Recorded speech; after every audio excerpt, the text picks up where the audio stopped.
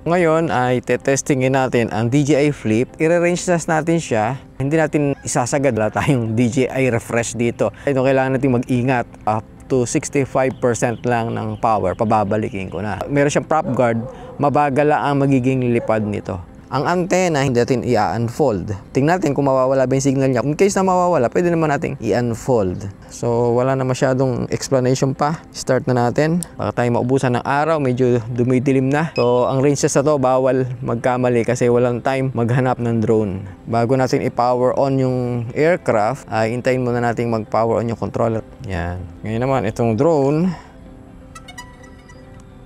hindi yata nakakonect sa Flip. Hindi ako sure, check na natin. DJI Flip. Ay, hindi nga. Sorry, hindi pala nakaswitch sa Flip. Ang ating controller. Yan, naka-flip na siya. Hintayin lang natin lumabas yung camera view. Yun. So, camera view na. Okay, wala pa tayong home point.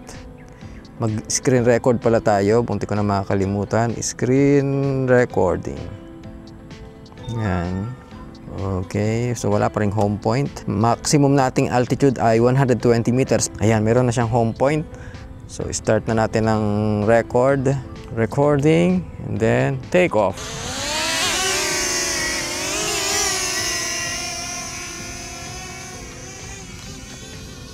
Nanginginig-ginig pa yung tunog ah.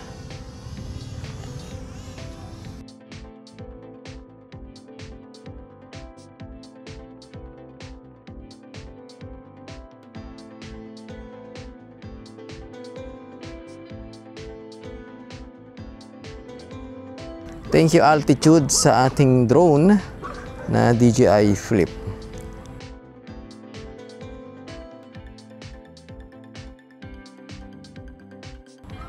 Okay, maximum altitude na tayo, 120 meters.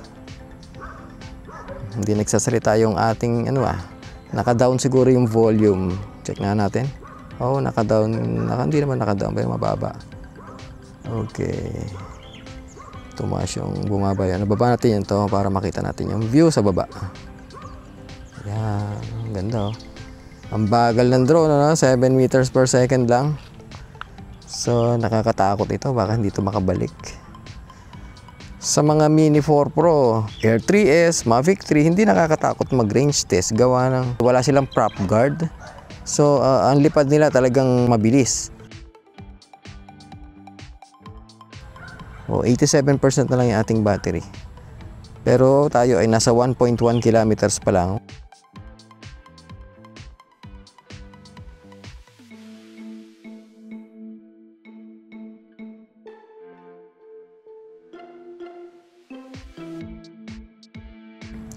Okay, meron na tayong 1.8 kilometers at 81% battery.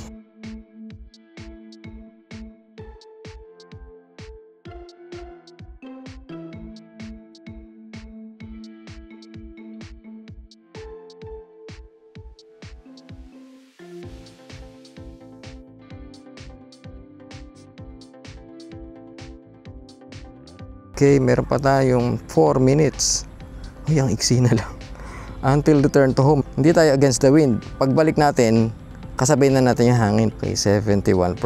Nasa 2.9 kilometers. Malapit na mag 3 kilometers. O yun, 3 kilometers. Tilt down nga tayo. Tingnan natin. Baka nandito yung mga bahay nyo. Shout out kayo dyan.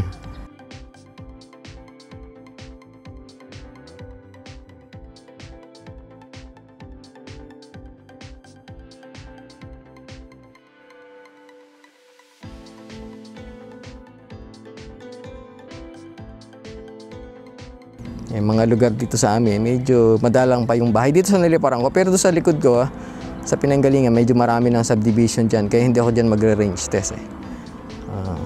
Dito, ang kalabang ko rito, ibon. Pero mataas, 120 meters, hindi naman basta-basta lumilipad ng ganong kataas yung mga ibon. 65%. Okay. As promised, kailangan kong bumalik. So, return to home na tayo. Okay, return to home. Woo! Yan yung kanyang flight path. So, hopefully, gano'ng kabilis ka? 7.5 meters per second. Naging 8.2 No, naging 9. Oh, mabilis siya makakabalik. Ay, hindi pa iba-iba. So, naglalaro-laro. Ibig sabihin, merong hangin sa taas na pabago-bago.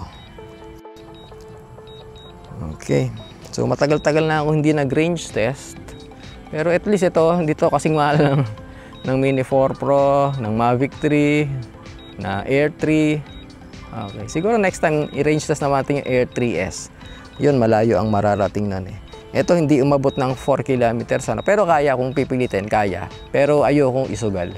Meron lang siguro, mga 5 lang yung nag-comments lang, nag-request ng range test ng DJI Flip. Bakit nyo ba gusto mag-range test? Nagdududa ba kayo sa signal na sinasabi ni DJI? Hindi kayo dapat magduda ron. Talagang sinubukan nila yan kung gaano kalayo. Ngayon, ang range test ng Flip, hindi na siya yung sa signal eh. Doon na siya sa flight time dahil mabagal nga siya lumipad. Ganon din yung Neo, mababagal sila lumipad. Walang duda sa signal, talagang kayang-kaya niyan. Ito nga, nakatiklo pa yung antena. Oh. Kayang-kaya niyan lumipad ng malayo. Ang kalabang mo rito ay yung hangin. Pag tinamaan to ng hangin, babagal ang lipad niyan at pwedeng hindi umabot sa iyong take-off area. Ilan na tayo? 2.7 kilometers at meron pa tayong 57% battery.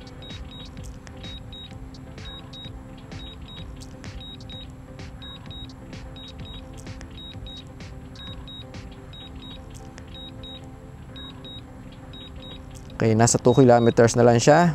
Malapit-lapit na. Meron pa tayong 51% battery. Ano iba? Pagdating ng 50%, saka pa lang pinapabalik yung drone. So, kung okay lang, kung meron tayong insurance na may claim na libre yung palit. Katulad sa ibang bansa, meron silang DJI Refresh, papalitan. Pero may bayad pa rin yun, ha? $100, so mga 5,000 pesos pa rin yun. Papalitan nila yung drone mo. Wala tayong ganun.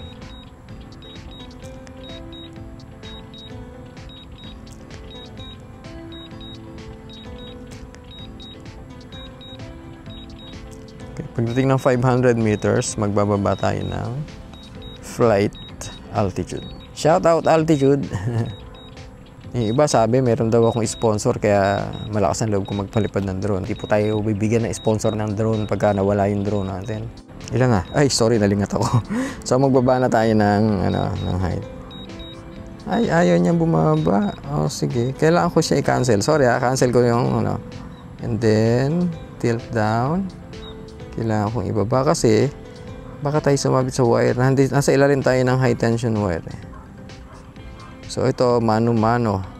Manual ko na siyang pinalalapit. Okay, so 34%. Sakto lang. Kasi ang ideal talaga, 30% mo siya ilaland. Huwag mong, kasi mas madaling hihina yung battery mo. Paminsan-minsan okay lang yan. Pero kung palaging sagad, ang daling maluluma ng battery. Ayan na siya. Yo, no? Palusot. Gusto niyo ng palusot? Ito, palusot natin. Sabihin na naman, reverse. Kaya ba? Ow! May sensor naman. Atras tayo. Gumana yung sensor. Kung kailan malapit na, okay din sensor mo, ha? Okay. Gumana yung sensor kung kailan malapit na. Okay. So, ilan ang battery natin? 31%. Sakto na para sa landing. Okay. Ayan.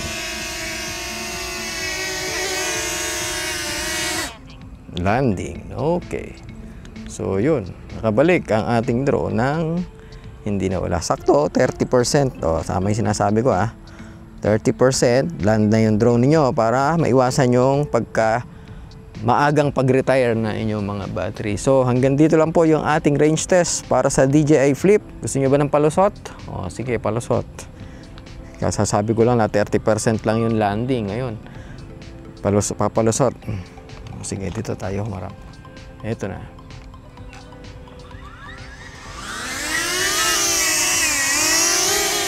Okay, rolling.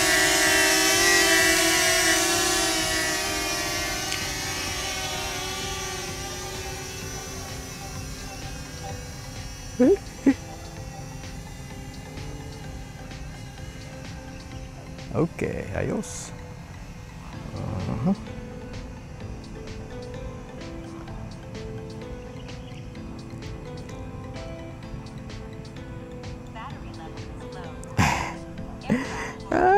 nako. Ayan na. Ayan na. Huwag mo na akong mag-return to. Babalikin ko na. Ako na magbabalik. Cancel na.